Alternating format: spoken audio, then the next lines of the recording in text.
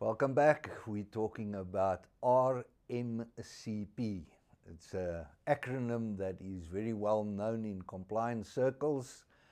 It is referred to as the Risk Management and Compliance Program. So on my immediate left, Germa, I'm going to start the ball rolling with you.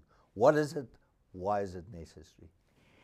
So the RMCP, in my opinion, is the most important document in your business to demonstrate to the regulator your compliance with the FICA, but also to implement a process in your organization practically to adhere to the requirements of the Act. So it's not only there to prove that you comply, a document that you create and file, but it's also a practical document that you actually supposed to use every single day and that everyone in the business should know and understand. Very important, this document is owned by the Money Laundering Compliance Officer. This is the person responsible to develop, maintain, implement this program. He's the owner of the program. He's also responsible to train the business on this document. So, very important, who is responsible to develop and maintain this document. In the past, people used to think it's the role of the compliance officer. It's not anymore. So before the risk management and compliance program, we used to have a rules-based approach. Now it changed to a risk-based approach.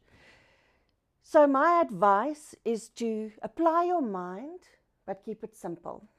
So demonstrate to the regulator how you interpret the Act. What do you do in your business to apply the rules and regulations that we talked about previously? Do not repeat the high-level definitions and everything that is required in the Act.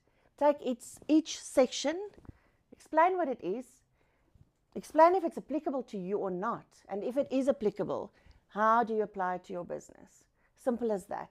Don't make it a 70-page MBA academic document that you do not apply in your business. Keep it simple, but keep it appropriate and applicable.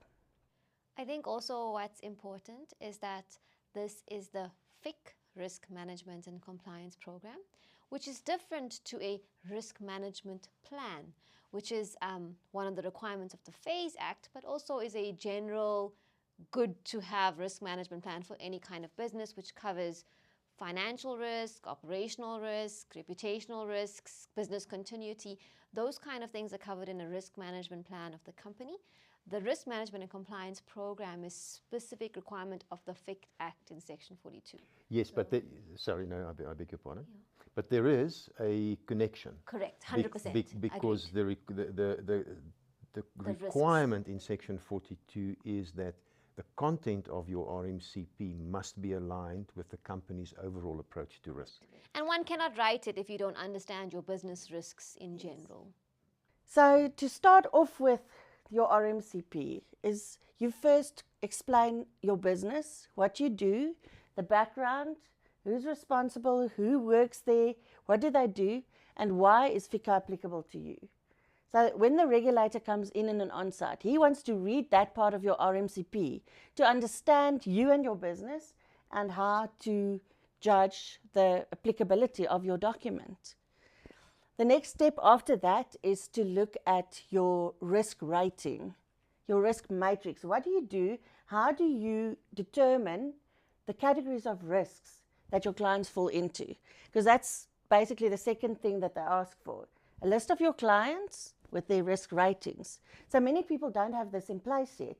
They have an idea of how to risk rate and what to do, but they cannot provide a list of clients with the risk ratings, and that's a requirement within the Act. Chris, you wanted to add something? Not at all. Oh, not yet. Okay. Right, then after that, so you'll first explain your risk matrix, how you determine it. Then you will take that risk matrix and then explain how your customer due diligence follows from that. So for example, these are only examples. There's no hard and fast rule of how it should work. You need to apply your mind and determine how these You could have like a scoring matrix, or you could have a low, medium, high, yes. or if you're using a technological platform like Chris has, then it would compute a score Yes. based on multiple factors. Yes. Then the outcome of that would determine your customer due diligence. For example, a low-risk customer, you could say that we only ask for a copy of the ID document. A medium-risk customer, we'll ask for a copy of the ID and perhaps proof that he's paying tax and a bank account. It doesn't have to be an ID and an address anymore. It can be anything that you deem fit to determine your customer due diligence. Then for a high-risk client, you can have all of the above, plus an additional customer due diligence questionnaire, where you ask him about the origin of his funds and background on his employment history and perhaps his political exposure, if applicable. So that will determine that then. Then following that, you'll have the rest of the acts in the sections in the act of the FICA Act. So you'll explain, for example, cash threshold reporting. You'll mention the section, mention what it is, whether or not it's applicable to you. If it is applicable, what do you do and how do you report it? What is seen as a cash threshold transaction? What is the format in which you report it and who reports it, by whom? So that is also explained in the document. Would you like to add something? Yeah, I mean, the rest of the document can talk to the likes of the record keeping, how you will go about maintaining records. You can include, for example, the method in which you would conduct the due diligence as explained. But then if it was high risk and I needed to do more due diligence or enhanced due diligence, how would I go about doing that? That needs to be explained. What am I going to do? So the document needs to talk to the practical realities of what you're going to do on the ground. It's going to talk about upfront the due diligence, the ongoing due diligence, the enhanced due diligence.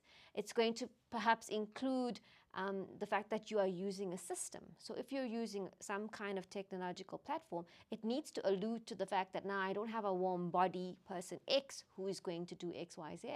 My system is going to do such, it's going to risk rate, it's going to spew out a report perhaps that says this. If it's high risk, I'm going to refer it to senior manager for approval. What is that process that you're practically going to follow? And when I then file it all together and I record keep it, this is what it's going to look like. This is what my risk rating form looks like, or this is the program that I've instituted. So it's a program, it's a step-by-step program of how I'm going to risk rate, conclude on due diligence before I enter into those transactions. And I mean, then there are things like I will not deal with anonymous clients, as an example, that you would include in your risk management program. I have left the responsibility of this to maybe not just the money laundering compliance officer, but it's actually these representatives or these specific individuals, that I've delegated an aspect to. Some include the list of, who are the accountable institutions and which schedule do I fall into as my business. Right up front, I am an FSP, or I'm a bank, or I'm a crypto asset provider, and that's why I fall into this act, and this is what I'm going to go and do. So it's quite a practical document. It's not a template. No. And then it also needs to explain how the risk management and compliance program is implemented within the business and branches, if applicable. You need to explain how this will be rolled out to the rest of the business as well, and how training is provided. How do you ensure that every single member of your staff knows and understands this document and their responsibilities in terms of this document? Then it's also practical things like the accessing of the Go AML system. Who does that, and on what basis, and how often do they do it? That needs to be explained in this document. The lists that you use to scan your clients, how do you do it, who does it, how regularly is it done, and when is it done? And then it's very important that this document is also dated and signed off by senior management. I've seen many RMCPs that are perfect in every way, but they've never been approved or signed off. Then they fail the test, unfortunately. So it's very important that they are signed. Then the regulator was very kind. The FSCA, they published a critical technical assessment document that provides an Excel spreadsheet with every section of the Act. It's almost like a checklist that you can use to check your RMCP against that list to ensure that every single thing is contained in there. which is also very helpful and very important. Yeah. I think, if I may add something, is the RMCP is your internal procedures document, which explains how you discharge every single obligation that you incur as an accountable institution. And you must take care when you read the requirements in the Act, which is all of that's contained in Section 42, because the requirements are slightly different depending on which obligation you deal with. Because the risk rating of clients, in consequence of a customer due diligence that you must perform, is one of the most important ones, they pay specific attention to that. And just to give you an idea of the complexity that goes into the drafting of the document, and forgive me for reading this, but it says, it must enable the accountable institution to identify. So you must have, in respect of how do we identify risk, assess, how do we weigh it, okay? What rating do we attribute to it? Monitor, is it moving or is it a stable risk? Okay? Mitigate and manage any particular risk. And then there are multiple categories and subcategories of risk. So it sounds like quite simplistic at first glance, but your comment about the checklist is extremely useful. And also you could have a perfect RMCP, but it's not applied in your business. Then you fail the test again. So if you have that list, that checklist, and your risk ratings, they want to take a file of a client and see which category do they fall into and which requirements did you adhere to because of that risk category. So it has to be practical. The documents need to talk to each other. Germa, will you allow me to just connect with one other thing that you said, which was the role of the money laundering compliance officer and accountability. And this generally gets business owners to perk up a little bit. In the old version of the Act, and when I say old, I refer to the pre-2017 version, where we had the risk-based approach. There was a specific role which was called the money laundering compliance officer. We still refer to it today, but it's slightly differently described and in a different section of the Act today. And the reason that that has changed is because in the old regime, all the accountability was shifted onto the shoulders of that compliance officer. Now that compliance officer has a role to play and must take responsibility for the drafting and maintenance of the RMCP, but the board of directors, or if it's a single owner business, then that sole proprietor becomes the accountable person. So if there's a board of directors, they haven't signed off on the RMCP or there are other breaches, they can no longer point the finger to the compliance officer. And they accept responsibility jointly and severally in their personal capacity. They can't hide behind the corporate veil either. So that's quite an important distinction. Yes, thank you for that. Yeah, and I think that that's exactly why when you go on as an accountable institution the first time to register, usually there has to be a complement of an ID of the person who you're appointing, but there's a letter or a resolution or whatever authority has been given by the board of directors to appoint person X. And it's a role that has to be considered carefully, because it could be a senior person, but they don't have access to a bank account. How can you be a money laundering compliance officer without accessing bank accounts to view cash transactions, for example? So all of those factors need to be considered before appointing that person that's accountable. And importantly, it's not your external affairs compliance Never. officer. Cannot be, you know. Very fruitful conversation. Very important document. One of the most important, as you highlighted, Germa. I buy into that. Critical. Please let me just make one last comment, if I may.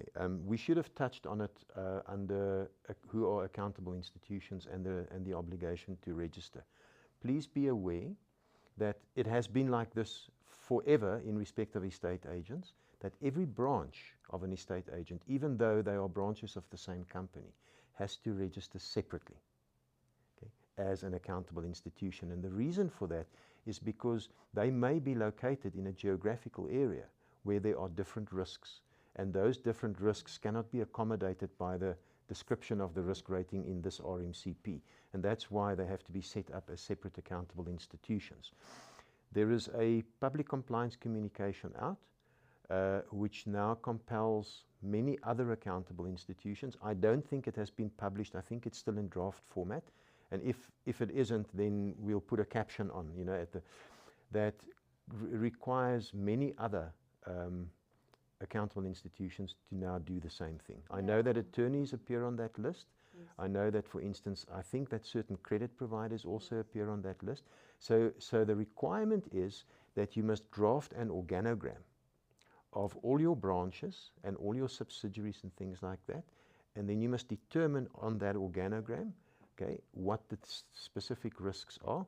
You may have an overarching risk management and compliance program for the group, but you have to have separate risk calculation methodology and everything. You may add annexures for Yes. branches if that works Yes. for you. Yes. But if you are an accountable institution named on that new draft BCC, you have to register separately every single branch. And I think the one we picked up recently is also juristic representatives, because sometimes juristic representatives are entities, and you could have a motor dealer with another juristic, which actually happens to be a, you know, now falls fully as its own accountable institution and was previously only reporting. So one needs to just watch out for that and make sure that those are all now registered and have their RMCP in place. Yeah. And for the non-financial services members of the audience, what a juristic representative is if you want to practice in financial services in South Africa, you have to get a license from the Financial Sector Conduct Authority. Then sometimes there are other companies that also wish to practice, but they are still waiting for their license or something like that. They then work under the umbrella of an already licensed entity for a temporary period of time until their own license comes through. That's what's known as a juristic entity, a juristic rep. Thank you. This was a very insightful conversation. I think it was very useful.